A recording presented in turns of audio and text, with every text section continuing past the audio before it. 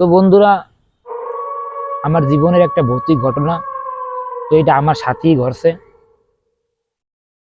এই ঘটনা ঘটছে হলে আমাদের বাড়ি বাগেরহাট জেলা, মোড়লগঞ্জ থানা।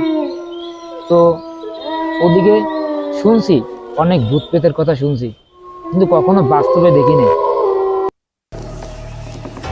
আমার ঘটনায় গেলাম। আমার ঘটনা হচ্ছে যে আমাদের এলাকায় অন্য বাড়ি দিয়ে পানি আনতে হয়, তারপর আমাদের এই পানি খাওয়া লাগে।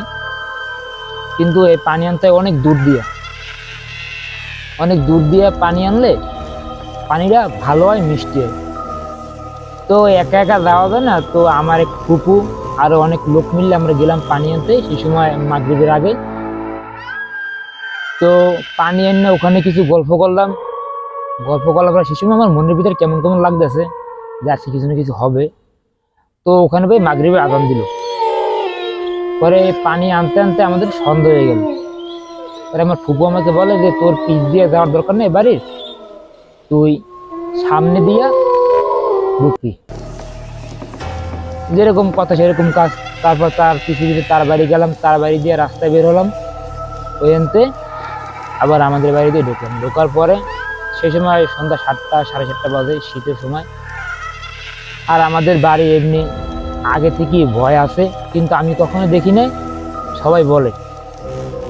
পরে পানির কলসি রাখলাম, কলসি রেখে আমার মারে বললাম যে আমি হাত পা ধোবো, তো আমার সাথে চলেন, আমার ভয় লাগতেছে। পরে আমার সাথে আমার মা গেল, ছোট একটা লাইট নিয়ে গেছে সাথে। তো আমাদের বাড়ি আছে বিলের পাশে। তো বিলের পাশে আবার আমার ছোট কাকায় একটা ঘর বানানোর জন্য একটা পোতা বানছে। তো পোতাটা নতুন, কিন্তু ঘর নাই। আর পাশে ওই পুষ্কুনি কাইটটা পোতা বানছে। তো আমি গেলাম, যাইয়া পাত পদ্ধতিতে নামবো। এইটা আমি দেখি যে শুধু একটা মানুষের মাথা যায়, বড়ি নাই। হ্যাঁ, আমার গায়ের পশম দাঁড়াই যাচ্ছে। তো শুধু একটা মানুষের মাথা যায়, নিচে কোনো বডি নাই। আমি দেখছি এবং আমার মাও দেখছি, একসাথে দেখছি। দেখে দুজন একবারে জোরে চিৎকার মারছে। মারার পরে বাড়ির লোকজন সবাইতে আইয়া তারা খোঁজাখুঁজি করে কিচ্ছু পায় না। পরে ওই কাহিনী ওই পর্যন্ত শেষ। রাতে ঘুমাইতে গেছি, রাতে ঘুমাইছি।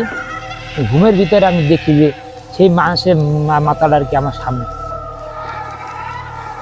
এখন ওটা কি স্বপ্ন দেখছি না বাস্তব আমি জানি না। তো দেখি আমার ঘুমটা ভেঙে গেছে। ভেঙে যাওয়ার পর আমার মনে হয় যে আমার ঘরের বাইরে দিয়ে কেউ আমার ডাকে। আমার বাইরে দিয়ে কেউ আমার ডাকে।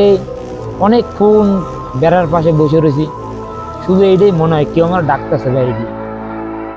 পরে আমি ঘরের জানলাটা ফাঁক করলাম, করে বাইরে তাকাইছি। পরে বাইরে তাকানোর পর দিয়ে পুরো উল্টা জিনিস, যে মানুষের মাথা নাই কিন্তু বডি আছে। এটা দেখে বেশি ভয় পেয়ে গেছি। ভয় পেয়ে ঘরের বাতি জ্বালিয়েছি, বাতি জ্বালিয়ে সবাই নিয়ে নামছি। তারপরও কিছু নাই। এরকম করতে করতে আমার সেই রাত গেছে। পরে এরকম আমার সাথে আরো 2-4 দিন সেম ঘটনা ঘটছে। রাস্তা দিয়ে হাঁটলে মনে হয় আমি একা একা না, আমার সাথে কেউ হাঁটতে আছে। ঠিক আছে, কবরের স্থানের সামনে দিয়ে আমি একা একা যাইতে পারি না।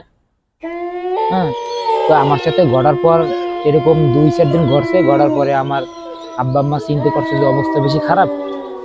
পরে একটা হুজুরের কাছে নিয়ে গেল। হুজুরের কাছে নিয়ে যাওয়ার পরে হুজুরে বলে যে একটা বদ জিনের পাল্লায় পড়ছিল, তো এই জন্য এই অবস্থা। পরে হুজুর এক পানি ভরা দিল, তাবিজ দিল। এগুলো গায়ে নেওয়ার পর তারপর কিছুদিন এরকম আমার সাথে এই ঘটনা ঘটছে। রাত্রে ঘুমাইলে আওয়াজ পেতাম, কিন্তু তারপরে কিছু দেখতাম না, কিন্তু আওয়াজ পেতাম। এরকম করতে করতে আস্তে আস্তে আস্তে আস্তে আমার থেকে ওটা নাই, গেছে গা। পরে এখন সুস্থ আছি। ঠিক আছে, যারা চ্যানেলে নতুন তারা সাবস্ক্রাইব করবেন। হ্যাঁ, লাইক দেন। নতুন নতুন ভূতের কাহিনী নিয়ে আমি আসবো। ধন্যবাদ।